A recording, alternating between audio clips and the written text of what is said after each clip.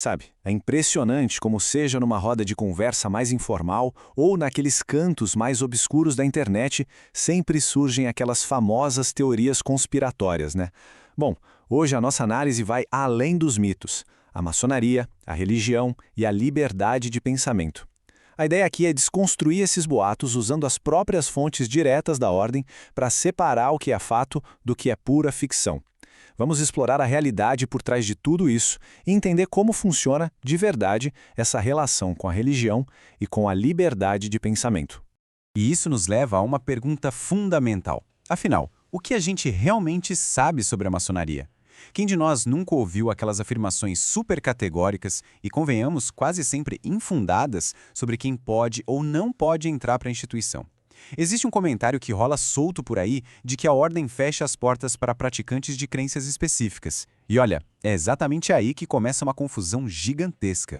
A raiz dessa desinformação é bem gritante. De um lado, a gente tem o famoso boato da internet, aquela ideia super inflexível de que, para entrar, a pessoa precisaria virar as costas para sua religião de berço e renunciar totalmente à fé pessoal. Mas, do outro lado, temos a realidade incontestável dos textos da própria ordem, que mostram exatamente o oposto. Não há absolutamente nenhuma exigência de abandonar igrejas, centros espíritas, sinagogas ou mesquitas. É uma grande inverdade que só se sustenta mesmo pela falta de conhecimento. Então, vamos falar um pouco mais sobre os mitos da renúncia religiosa. Jogando luz sobre os princípios originais, a fonte deixa uma coisa muito clara. A maçonaria não é, sob nenhuma perspectiva, uma religião. E o mais surpreendente é detalhar exatamente o que falta para ela ser classificada assim. Olha só o que a maçonaria não possui. Ela não tem dogmas de salvação, não oferece sacramentos de nenhum tipo. E indo direto ao ponto, não existe um livro sagrado exclusivo que dite regras teológicas absolutas ali dentro. Entender essa ausência de elementos religiosos básicos é o primeiro passo, e talvez o mais importante, para a gente captar a genialidade de como eles se organizam. O que nos leva ao princípio criador universal. Aí a gente pensa, bom, se não tem uma religião ditando as regras, e se não existem ritos de salvação lá dentro, o que a instituição exige na prática em termos de crença? O texto nos apresenta a definição de o grande arquiteto do universo. E aqui é super importante esclarecer que isso não é o nome de uma nova divindade ou de uma divindade secreta. Na verdade, é um termo guarda-chuva, é um princípio criador universal que é usado dentro das lojas, mas que foi desenhado com muito cuidado para ser totalmente inclusivo e não ferir a fé de absolutamente ninguém. É fascinante ver como isso funciona na prática. Sob esse manto do grande arquiteto, o texto cita explicitamente que católicos, espíritas, evangélicos, judeus e muçulmanos não são apenas tolerados, tá? Eles são muito bem-vindos. Mais do que isso, homens dessas diversas fés formam a própria base, a fundação da instituição. A interpretação de quem é esse grande arquiteto fica a critério de cada um. Pode ser o Deus cristão, o Deus judaico, o Deus islâmico ou a força superior do espiritismo. A ideia é acolher. E é aí que chegamos no verdadeiro filtro.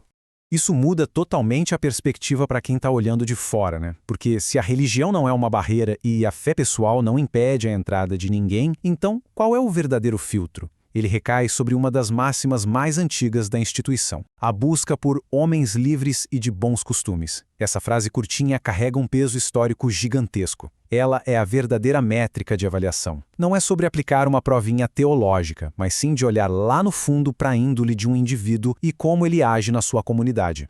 O material que estamos analisando faz uma comparação bem interessante, definindo a loja maçônica como uma escola de aprimoramento moral e ético. O foco, percebe, desce do espiritual para o terreno.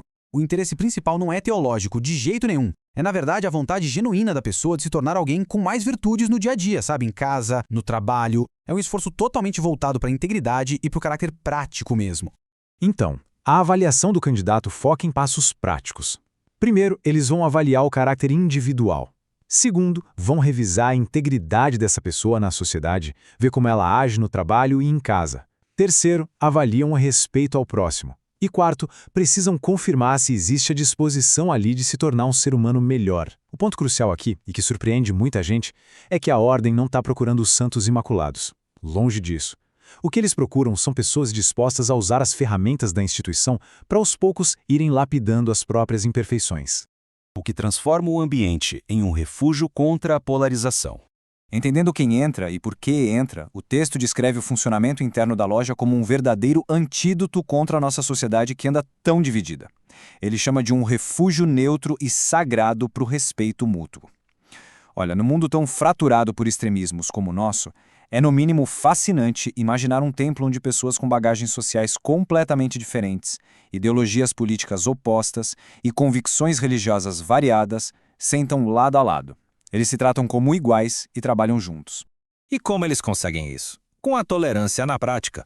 Porque, vamos ser sinceros, juntar pessoas tão radicalmente diferentes hoje em dia costuma ser a receita perfeita para o caos e para o conflito, não é verdade? Mas o mecanismo genial que mantém tudo funcionando em harmonia é o que eles chamam de regra de ouro, a proibição absoluta de discussões sectárias sobre política partidária e religião lá dentro. O objetivo não é aquele debate acalorado para provar quem tá certo ou qual dogma é o verdadeiro. Na verdade, o foco é o oposto, é apresentar ideias e somar opiniões construtivas. É um ambiente onde o católico escuta o espírita com toda a atenção e o protestante acolhe o judeu. E isso nos leva a um dos pontos mais belos e até um pouco contraintuitivos apontados pelo texto. A prática constante dessa reflexão moral e da filantropia raramente afasta as pessoas das suas crenças de origem. A grande revelação da nossa análise é justamente o contrário. Muitas vezes isso faz com que os membros retornem às suas próprias igrejas ou templos com uma fé ainda mais forte e uma postura muito mais caridosa e disposta a ajudar nas suas próprias congregações. E tudo isso culmina numa provocação final da nossa explicação de hoje, inspirada diretamente na conclusão da fonte. Longe de ser aquele espaço de exclusão ou um mito sinistro de fóruns conspiratórios na internet, será que este é, de fato, um dos poucos lugares no mundo moderno onde a verdadeira tolerância realmente acontece de forma prática e constante? É algo profundo para se pensar. Mostra o valor inestimável de provar, semana após semana, que é possível sim unir perspectivas diferentes não para medir forças, mas por um propósito muito maior, a construção de uma sociedade genuinamente mais justa e fraterna. Fica aí esse pensamento para continuarmos refletindo.